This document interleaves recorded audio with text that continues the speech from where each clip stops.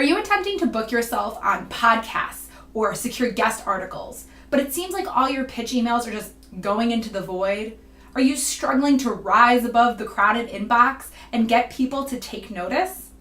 In today's video, I'm showing you how to craft email pitches that actually get opened. My name is Kaye, and welcome to my channel, Branding Outside the Box, where I help driven entrepreneurs and aspiring leaders like you become more memorable and make more meaningful connections. I've run my own PR company for almost a decade, and between me and my team, we've probably sent tens of thousands of pitch emails. And I can tell you firsthand, our open rate is better than most. The reason?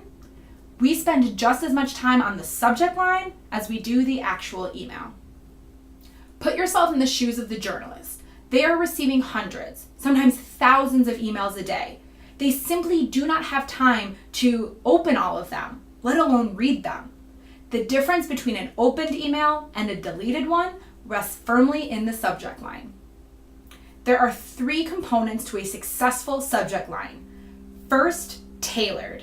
Second, descriptive. And third, intriguing. The first is the most important.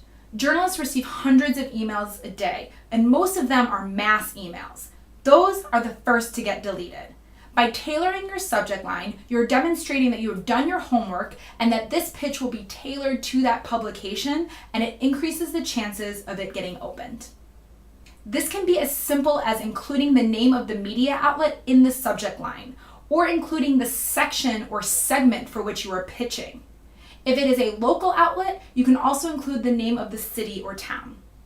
Next, your subject line should also be descriptive.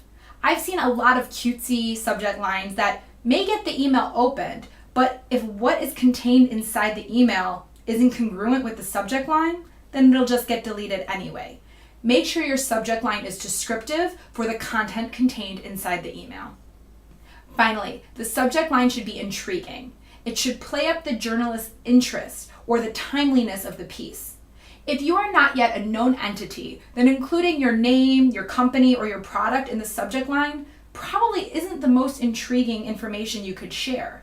Instead, include a timely news hook or a particular area you know the journalist is interested in covering. You don't have to give everything away, just enough to get the journalist to hit open.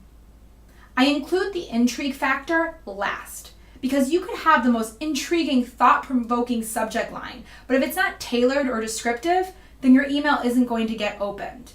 It can be really interesting and thought-provoking, but if it's not descriptive of what the email contains, or it's not tailored for the journalist, so they just think it's a mass email, then your email is not going to get opened. Here are some successful subject lines that our team has used in our outreach that have led to actual media coverage.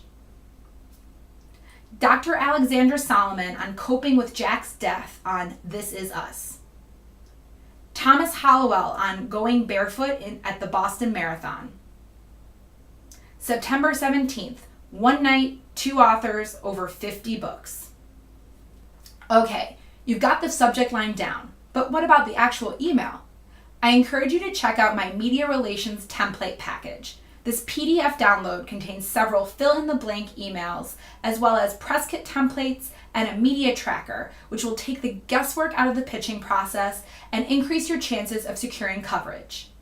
Click the link in the description below or visit brandingoutsidethebox.com/media relations template to download now.